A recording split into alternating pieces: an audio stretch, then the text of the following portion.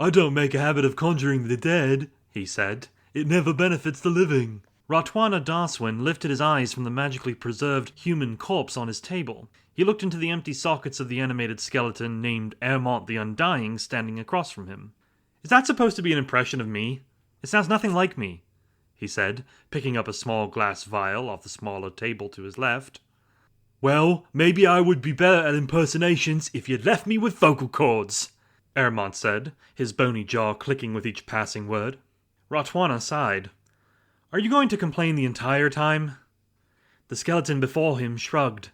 I don't know, maybe. You told me we would be out of this infernal prison within a few days. I don't know how long it's been, seeing as how I can't see the sun, but I'm pretty sure more than a few krona have passed.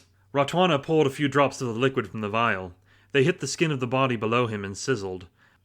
A patch of hair grew rapidly from where the liquid landed. Ratwana turned the vial back to face him, his brow furrowed. He leaned in and sniffed the scent wafting from the small opening. Oh, well, that explains it. What were you saying, Ermont? The skeleton threw up his hands and walked to one of the makeshift beds on the opposite side of the room. He fell onto it, barely making any sound because he was nothing more than hollow bones. Throwing a tantrum isn't going to get us out of here any faster, Ratwana said. No, but it will make me feel better. Ratwana focused on the task, carefully holding the new vial over the corpse before him. I'm telling you, Ermont, this will work. We'll be out of here and no... The moment the liquid hit the skin of the corpse, Ratwana vanished. Being one of the Majiri, his body was nothing more than a vaguely cohesive collection of mist, shaped like something with a head, arms, and legs, but even his ethereal form had disappeared. His hooded robe descended to the ground like an autumn leaf. Ermont sat up in his bed, his empty eye sockets scanning the room. Oh, very funny, Deathcaller. Show your... The skeleton's bones separated all at once, falling in a heap on the floor. Silence overtook the small chamber. Then, the corpse on the table in the center gasped for air. It bolted upright, its eyes moving independently, something its species could not typically do. It swung one of its naked legs over the edge of the table and then paused. It clicked its tongue against the roof of its mouth, before pulling the leg back onto the table and then lying back down. Its eyes were still wide, each darting independently around the room. The corpse sighed heavily. Would you stop for just a moment? The corpse shouted. Stop what?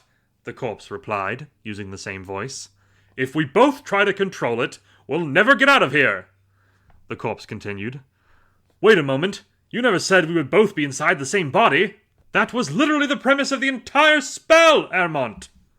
The corpse shouted. A door began to materialize on the opposite side of the room, where there had once been a solid stone wall. It wavered like an illusion. The corpse shut its eyes. Don't move. They're going to send in someone to see what's happened. I'm not the one you need to worry about, the corpse said. Silence! The corpse sat perfectly still as the door continued to waver like a half-remembered dream. After a moment, it solidified. The corpse and the door remained still. How long is this going to take? The corpse asked. You're asking as if I've done this before? After another moment without incident, the corpse awkwardly stood to its feet. It turned its head down and gasped. My lord, we're naked! The corpse shouted. You're just now realizing this!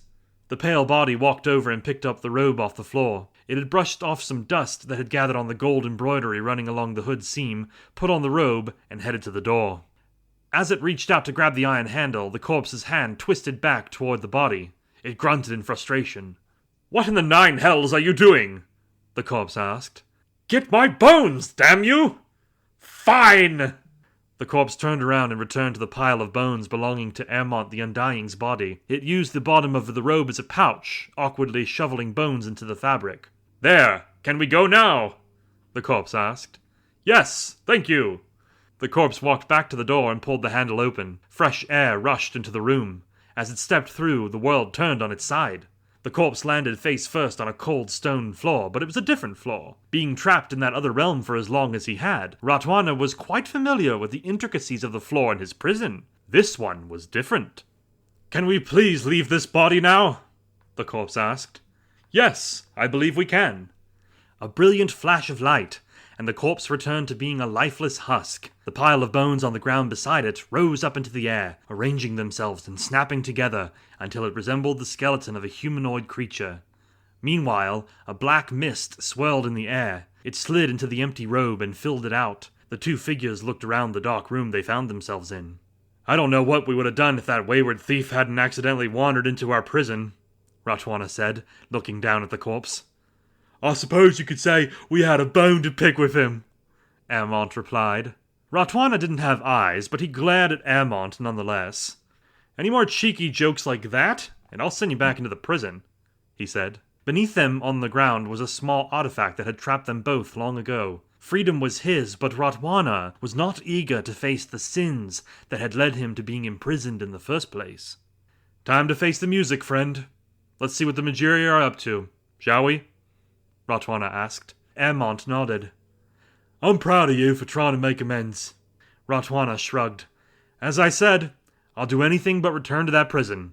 The two made their way to the room's exit and took the stone steps leading up to the surface. The door to the vault where the prison's artifact and others had once been kept was destroyed. This was most likely how the thief had made his way into Ratwana's prison. A poor choice on the thief's part, but Ratwana was grateful for his morbid curiosity as it gave them a way out. What Ratwana didn't expect was the sight he beheld next. Cannot be. He fell to where his knees would be if he had a physical form. His robes splayed out on the ground before him. Ermont laid a hand on the place where Ratwana's shoulder would be, pressing against the robe's fabric. "I am so very sorry, my friend." In front of the two men were the remains of Miasmara, the once proud kingdom of the Majiri. Nearly every one of its intricate and magical structures were destroyed. Even the Gizark, the pyramid that once held all the magic of the Majiri people, was crumbling in the distance. Its glow had long since been snuffed out.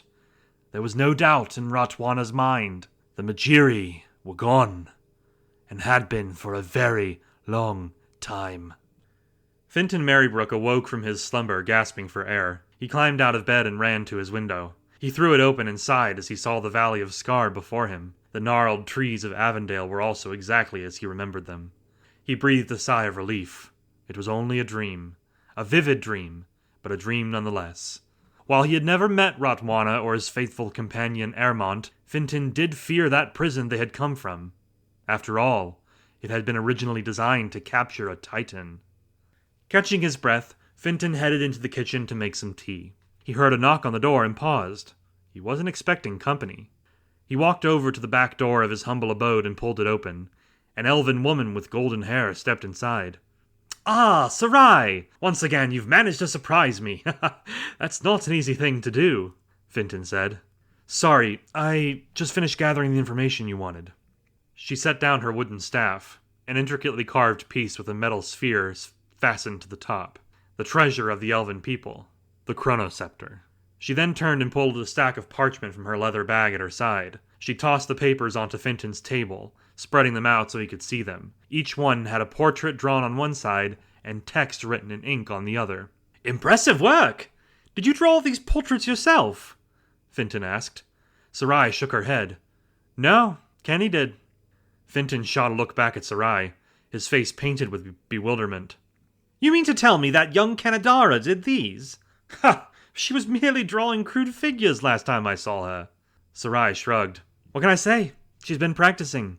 You yourself said she would make a good artist." Fintan picked up one of the parchments and stared at the picture drawn upon it. It was a Talion man.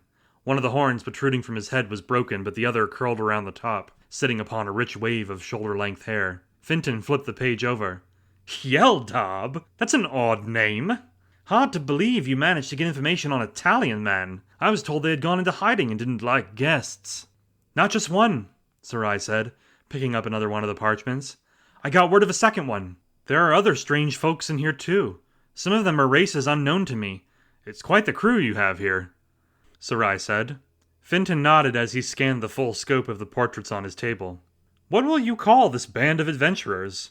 Sarai asked. Fintan clapped his hands together and struck a dramatic pose. "They are no mere adventurers. These will be the saviors of the realm, the voice of the downtrodden, the breaker of chains and the slayer of ancient beasts." He picked up the parchments and spread them out in his hands like a deck of cards. "Say hello to the Order of the Pawn!"